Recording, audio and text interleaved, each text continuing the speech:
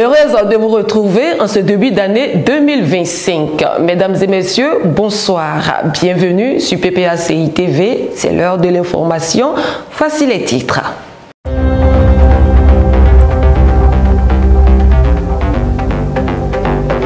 Une session ordinaire du comité central se tiendra le samedi 4 janvier 2025 à Dream Espace. Cette session est présidée par le président Laurent Gbagbo.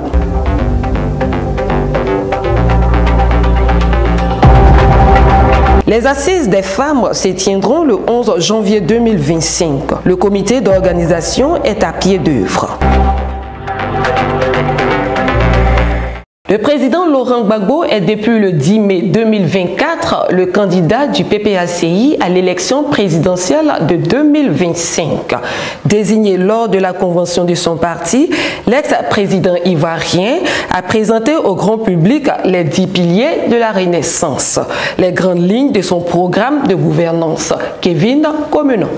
En octobre 2025, les électeurs ivoiriens se rendront aux urnes pour choisir leur nouveau président. À moins de 10 mois de ces élections, seul le président Laurent Gbagbo a été officiellement investi par son parti politique, le PPACI, comme candidat. Il viendra mettre fin au long règne de l'actuel pouvoir. Depuis son retour au pays, le président Laurent Gbagbo s'est organisé dans ce sens. Ainsi a-t-il créé le Parti des peuples africains Côte d'Ivoire. Il s'est fait inscrire sur la liste électorale, organisé des activités politiques qui ont drainé du monde, puis a appelé les partis d'opposition à l'union. Le 10 mai, lors de la convention qu'il a désigné candidat, le président du PPACI a présenté les 10 piliers de sa prochaine gouvernance. Les 10 piliers de la renaissance du candidat du PPACI sont les suivants: santé, éducation, logement, sécurité, décentralisation, diplomatie, emploi et lutte contre le chômage, sport, culture et tourisme, économie et infrastructure, état de droit et démocratie. Le président Laurent Gbagbo veut à travers sa candidature redonner la dignité, le pouvoir d'achat et la joie de vivre aux Ivoiriens. Avec lui, la Côte d'Ivoire tout entière entamera sa renaissance. En plus des 10 piliers qui constituent le fondement de sa gouvernance, le président Laurent Gbagbo a pris 10 engagements, parmi lesquels il prévoit désendetter la Côte d'Ivoire, favoriser le leadership des femmes et des jeunes, baisser le coût de la vie et augmenter le pouvoir d'achat. Toujours avec Kevin Comenon. Après son investiture le 10 mai 2024, le président Laurent Gbagbo a fait une promesse aux populations ivoiriennes. L'engagement que je vais prendre devant vous, c'est que je vais faire un seul mandat pour fixer le clou. Il y a beaucoup de personnes qui jouent avec la gestion de l'État. Les clous n'ont pas été fixés. Nous les fixerons et nous n'avons pas besoin de plus d'un mandat pour le faire. Durant son allocution, le président Laurent Gbagbo a pris 10 engagements. Réconcilier et créer la cohésion nationale. Une justice indépendante. Désendetter la Côte d'Ivoire. Créer un organe électoral indépendant. Favoriser le leadership des femmes et des jeunes. Transférer effectivement la capitale à Yamoussoukro. Un juste prix des produits agricoles et à l'industrialisation. Baisser le coût de la vie et augmenter le pouvoir d'achat. Lutter contre la corruption et assainir le milieu des affaires. Rétablir une presse libre et viable. Le candidat du Parti des peuples africains Côte d'Ivoire appelle les Ivoiriens à lui faire confiance et à lui redonner le pouvoir pour qu'il le leur rende. Lors de la dernière fête de la Renaissance consacrée aux femmes, le président Laurent Gbagbo avait demandé une rencontre de discussion avec les femmes afin de plancher sur leurs préoccupations. Le 11 janvier prochain, la rencontre aura lieu au Palais de la Culture de Treichville. Ange Abraham. Après l'année de la jeunesse, le président Laurent Gbagbo a dédié l'année 2024 aux femmes. À ce titre, la deuxième édition de la fête de la Renaissance qui a eu lieu les 5 et 6 avril 2024 à Agboville a été consacrée aux femmes. Dans son discours d'orientation ce jour-là, le président Laurent Gbagbo avait rappelé les raisons fondamentales de cette décision. Moi j'avais 15 ans quand la Côte d'Ivoire a proclamé son indépendance. En 1960, j'avais 15 ans. Et on n'avait jamais vu de ministre femme. Les femmes les plus élevées étaient les secrétaires. Les femmes, et puis les enseignantes. Voilà. Les femmes étaient les enseignantes. Oui. Celles qui étaient les plus élevées. Au lycée, il y avait une Ivoirienne, professeure de physique-chimie. Ah, c'était une grande. Il y avait aussi Angèle Nyonsoir, qui était professeur d'histoire, qui était... Bon, il y avait... Mais il n'y avait jamais eu de femme ministre. Et puis je crois en 1975, il y a eu l'année de la femme.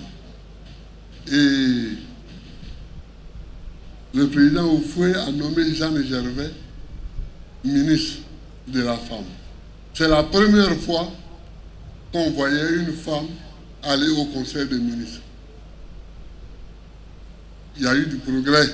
Aujourd'hui, vous voyez des femmes ministres, des femmes directrices des femmes, ceci, cela. Donc, il y a eu des progrès.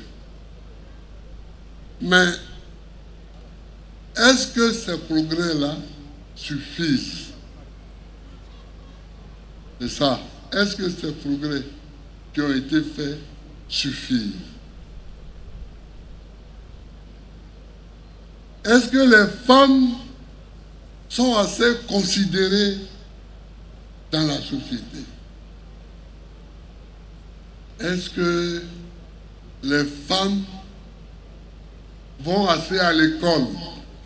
Depuis son entrée en politique, le président ne cesse d'œuvrer pour la promotion des femmes. Il faut d'abord donner aux filles les moyens d'avoir un travail, c'est-à-dire les mettre à l'école. Quand vous voyez un villageois qui n'a pas fait l'école, un culte, qui fait une plantation, et puis un intellectuel qui fait une plantation, ce n'est pas le même genre de plantation. Ce n'est pas le même genre de plantation. Donc il faut que les filles aillent à l'école et que les garçons aillent à l'école. Deuxièmement, il faut que des lois soient votées qui ne discriminent pas les femmes. Donc, il faut que les femmes aillent à l'école, qu'elles aillent à l'école, non pas seulement pour être ministres, mais pour qu'elles aient la formation, pour qu'elles aient la connaissance. Aujourd'hui, c'est la connaissance qui est le pilier du monde. Le 11 janvier 2025, au Palais de la Culture de Treichville, le président Laurent Gbagbo échangera avec les femmes pour ensemble tenter de trouver des solutions aux problèmes qui minent l'épanouissement de la femme en société. Un rendez-vous important pour les femmes de Côte d'Ivoire. Les assises des femmes de Côte d'Ivoire se tiendront le 11 janvier 2025 à la salle Anoumabo du Palais de la Culture de Treichville.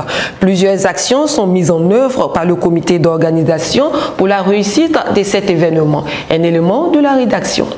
Les choses se précisent au niveau de l'organisation des assises des femmes. Le comité d'organisation multiplie les rencontres afin de créer une synergie des actions entre les commissions.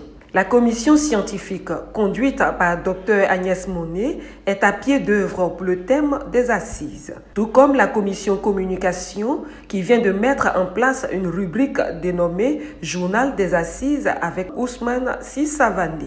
C'est une lucarne ouverte au comité d'organisation et responsables des commissions. D'autres femmes en dehors de l'organisation, des élus, des femmes des organisations de la société civile, des femmes rurales seront aussi invitées. La vice-présidente Marie-Odette Lorugnon, en charge de la mobilisation avec son équipe, travaille afin de toucher le maximum de femmes avant le 11 janvier 2025. La présidente du comité d'organisation et les différents responsables de commission étaient au Palais de la Culture à la salle Anoumabo pour une reconnaissance des lieux. À travers ces assises, le président Laurent Gbagbo donne l'opportunité aux femmes de s'exprimer, de faire des propositions de solutions concernant leurs différentes situations. Alors, femmes de tous bords politiques, de toutes confessions religieuses, femmes rurales, urbaines, femmes d'ici et d'ailleurs, ces assises sont les vôtres. Après sa tournée de remerciements et de gratitude à l'endroit des femmes, Madame Nadiani Gbagbo sera à Yopougon, plus précisément à Azito, le dimanche 5 janvier, pour rencontrer les acteurs des parlements et agora, dirigés par le secrétaire national technique Tieide Ladislas. Pour Nadiani Gbagbo, ces espaces de libre expression ont été très utiles au combat pour la libération du président Laurent Gbagbo. Il est donc important pour elle de leur dire infiniment merci. Cette visite est chaperonnée par le deuxième vice-président du CSP, Damana Adia Pikas. Le président Laurent Gbagbo, président du Parti des peuples africains Côte d'Ivoire, convoque les membres du comité central à une session ordinaire le samedi 4 janvier 2025 à 10h à Dream Espace. Ordre du jour, bilan des activités, l'implantation du parti, l'opération d'enrôlement, la question des cotisations et des cartes de militants. Perspective CAP 2025. Compte tenu de l'importance de l'ordre du jour, la présence de tous est particulièrement exigée. C'est la fin de cette édition. Merci de nous avoir suivis. Toute la rédaction vous souhaite des vœux de bonheur, de prospérité et de paix. Merci. Au revoir.